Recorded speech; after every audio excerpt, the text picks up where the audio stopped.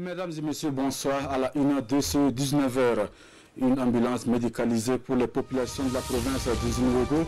Le geste est du Larlé Naba Tigré, d'une valeur de près de 10 millions de francs CFA. Ce don du président de l'association Belouette vient soulager un tant soit peu la souffrance des populations.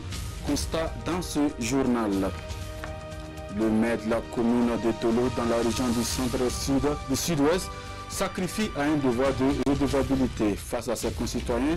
Le bourgmestre de cette commune rurale dresse le bilan à mi-parcours de la gestion de son conseil municipal.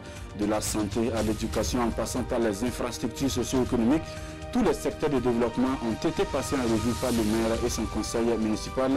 Images et commentaires dans ce journal. Mesdames et messieurs, une fois de plus, bienvenue à tous. Comme je vous l'annonçais en titre, le président de l'association Belouette, une fois de plus, fait parler son cœur. Et cette fois-ci, ce sont les populations de la province du Zunwego, dans la région du centre-sud, qui sont bénéficiaires d'une nouvelle ambulance. Le Larlé Naba Tigré honore ainsi une promesse, celle de doter toutes les 45 provinces d'une ambulance. Ce dont porte déjà à 13 ambulances offertes. Lassina Ouattara, Maïmouna Traoré. Une ambulance pour la province du Zunwego. C'est un don de l'association Belouette. En 2018, son président a pris l'engagement de doter toutes les 45 provinces d'ambulances. Celle-ci est la 13e déjà offerte. Une ambulance médicalisée d'une valeur de 10 millions de francs CFA. Cette ambulance a été amenée à Manga, parce que Manga, c'est une ville qui m'a vu grandir depuis les années 70, et dont le chef de Manga naturellement et le grand frère Bouddha Jean-Claude. Et il m'a dit, chef, je souhaite que votre 13e ambulance la vienne à Manga. Je lui ai dit, grand frère, le ministre de la Santé m'a dit, je vais voir ce qu'on fait. Et voilà pourquoi l'ambulance, la 13e ambulance est à Manga. Et nous remercions M. Emmanuel Kabouri, ingénieur PDG de PPS, qui m'a accompagné pour l'octroi de cette ambulance. Un don accueilli avec enthousiasme par la population de la province. C'est une nécessité. Vous savez que même s'il y a 2-3 ambulances, ça ne suffit pas. Les malades, ça ne se compte pas. Il suffit qu'une ou deux ambulances montent à Ouaga, et notre malade est là et il faut attendre. Donc nous souhaitons que Dieu donne la force au Larlé Naba pour qu'il nous amène encore d'autres ambulances. Au-delà des bénéficiaires directs, c'est tout le gouvernement qui a remercié le donateur pour son accompagnement. Les ONG Terre des Hommes ASMAD ainsi que le secrétariat permanent des organisations non gouvernementales passent en revue les acquis de leur projet. Il s'agit du projet de veille communautaire mis en œuvre dans 7 districts sanitaires dans les régions de la boucle du Moune et du Nord. Un projet dont l'objectif est de venir en aide aux populations vulnérables dans ces deux régions. Serge Sonda, Christophe Traoré. Faciliter l'accès aux soins de santé de qualité à la majorité de la population, c'est tout le sens des actions du consortium d'ONG. En une année d'intervention dans la région de la boucle du Moune et du Nord, le projet Veille communautaire piloté par l'ONG Terre des Hommes, le secrétariat permanent des organisations non gouvernementales SPONG et ASMAD a permis d'engranger des résultats satisfaisants. À ce jour, on est à plus de 700 barrières différentes qui ont été identifiées dans la boucle du Moune et le district de Séguénéga sur les questions spécifiques de l'accès aux soins. La seconde victoire, c'est que la population ne s'est pas simplement arrêtée à identifier, elle a cherché des solutions en interne. Et à ce jour, on est à plus de 60% des barrières qui ont été identifiées. Le troisième résultat, à mon sens, c'est un peu cette prise de conscience de la part de la population pour pouvoir lever les barrières. Ces barrières à l'accès des populations aux soins de santé de qualité se présentent sous plusieurs formes. Vous avez les situations où les médicaments ne sont pas disponibles, vous avez des situations où ce sont les agents de santé qui ne se comportent pas comme il se doit, vous avez des situations où c'est la consultation en elle-même, c'est-à-dire parfois des questions de compétences des agents de santé. Le projet Veille communautaire est là pour nous aider à comprendre ce qui se passe et à travailler pour que les communautés, surtout les communautés les plus vulnérables, puissent avoir un accès aux soins de santé de qualité. Pour atteindre ces objectifs, le projet Veille communautaire a mis en place 51 comités communaux de veille et 1172 cellules de veille villageoises. Ces structures ont pour rôle de rendre compte des barrières objectives qui se présenteraient aux populations de leur localité. Le Fonds RIR, le Fonds national pour la recherche, de l'innovation et le développement, présente ses résultats de recherche.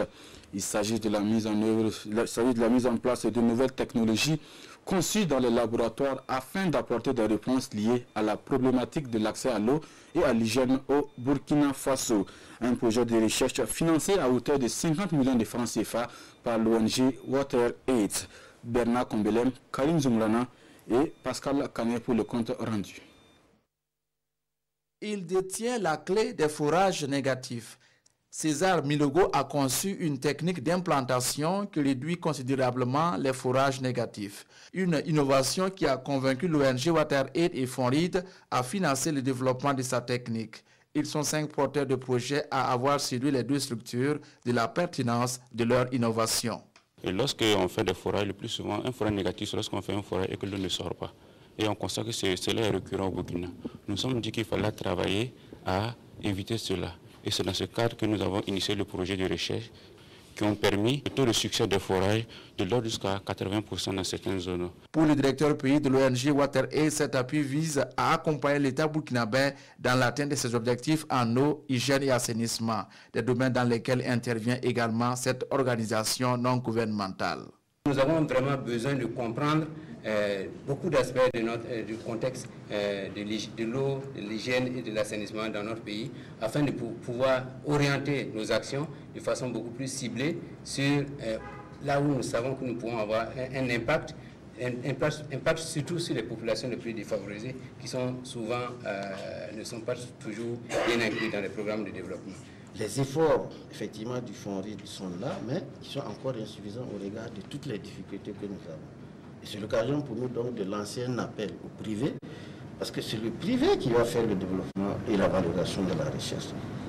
Et effectivement, je pense que c'est un problème de culture dans notre pays.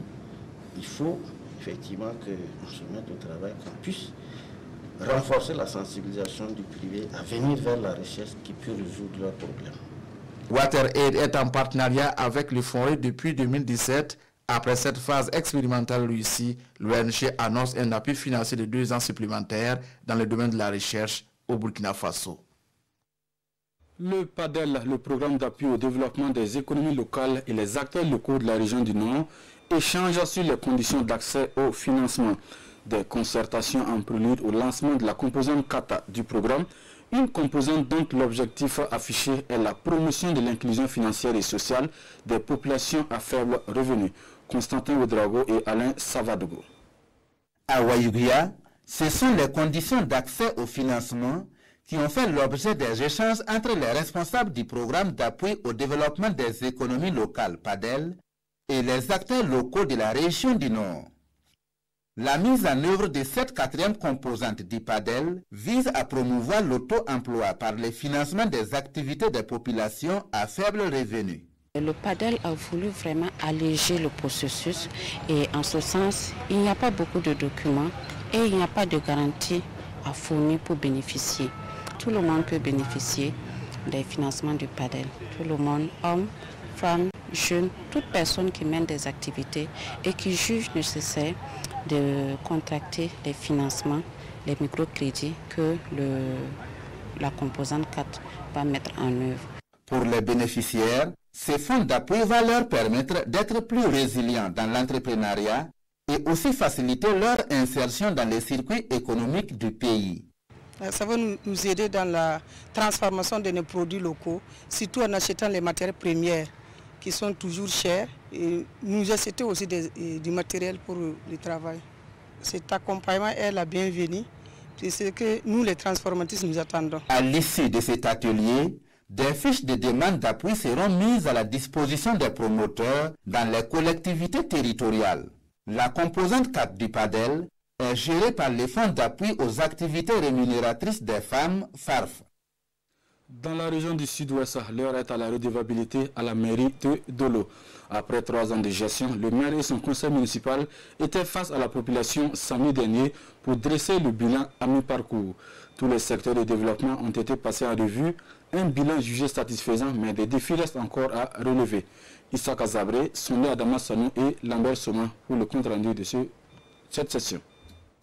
Face à ses administrés, le maire de la commune de Dolo se plie à un devoir de redevabilité.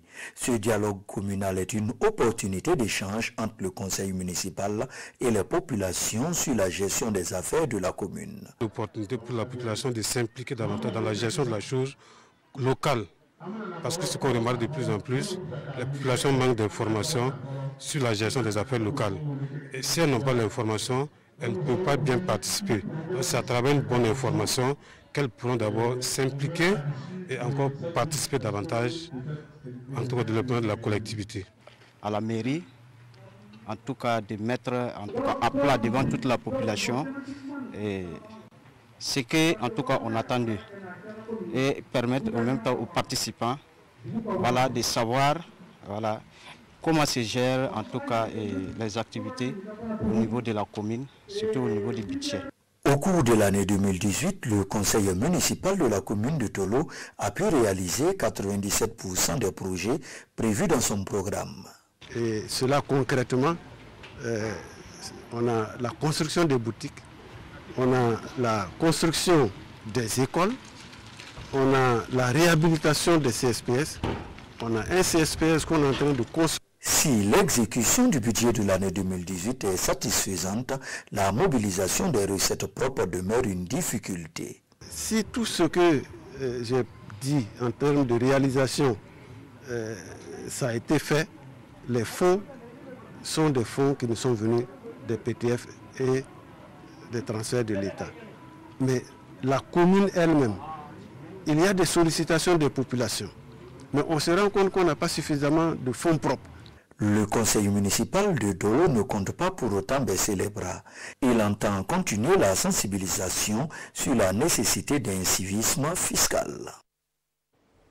Dans la région du Sahel, les agents de santé et les enseignants dressent le bilan de leurs activités aux populations. C'est une action qui s'inscrit dans le cadre du projet d'appui au contrôle citoyen de la qualité de service dans le secteur de la santé.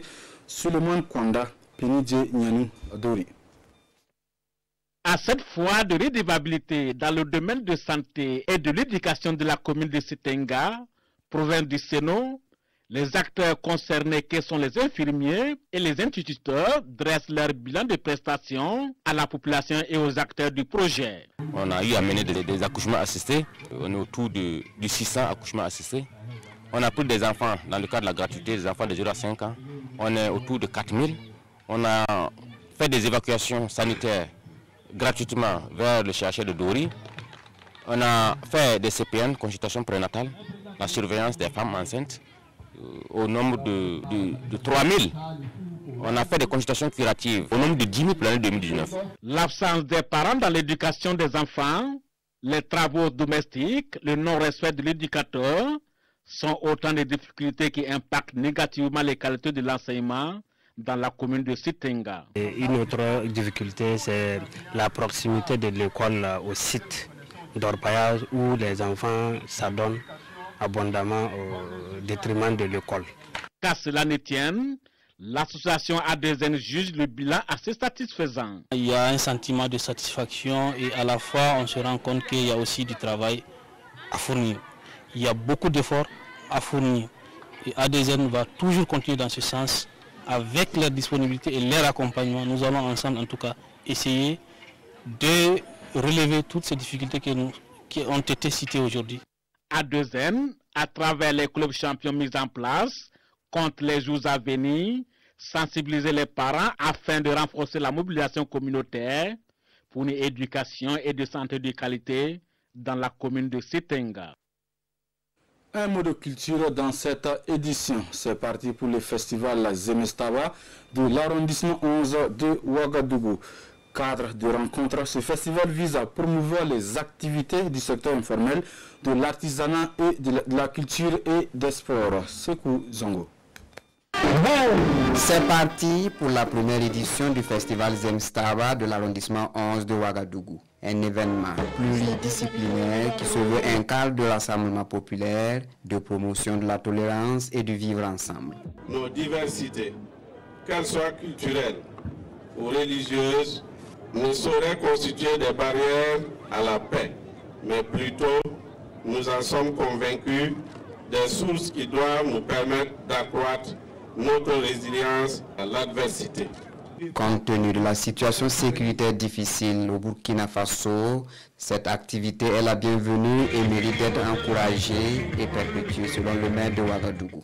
Au moment où les forces du mal tentent d'opposer les communautés, tentent d'opposer les religions, je pense qu'un thème qui rappelle que cette cohésion sociale-là est une richesse ancestrale et c'est un thème qui est très bienvenu. Et je pense que les différents panels et rencontres qui auront lieu vont permettre aux gens de rétablir cette confiance qui a toujours existé. Défilés civils et prestations d'artistes ont ponctué cette cérémonie d'ouverture. On s'arrête là pour ce 19h de ce jeudi 5 décembre 2019. Merci de nous avoir suivis. L'information revient à 20h dans une présentation de Peggy Ouedraogo. Ismaël Dilouma Sirema vous retrouve à 22h30 pour l'édition synthèse. Bonne suite de programme.